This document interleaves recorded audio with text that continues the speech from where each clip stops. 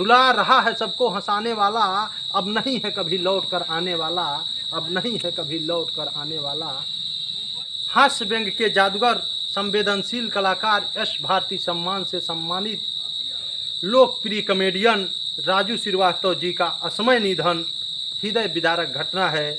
मैं आरपी घायल, कवि एवं गीतकार, टैलेंट कोना यूट्यूब चैनल के तरफ से एवं आप सभी देखने सुनने वाले प्यारे दर्शकों के तरफ से कोट कोट भावभीनी श्रद्धांजलि अर्पित करता हूँ कि रुला रहा है हंसाने वाला, रुला रहा है सबको हंसाने वाला, अब नहीं है कभी लौट कर आने वाला, अब नहीं है कभी लौट कर आने वाला। हंसाते हंसाते सबको रुलाकर चला गया, हंसाते हंसाते सबको रुलाकर चला गया, वो जादूगर था जादू दिखाकर चला गया, वो जादूगर था जादू दिखाकर चला गया।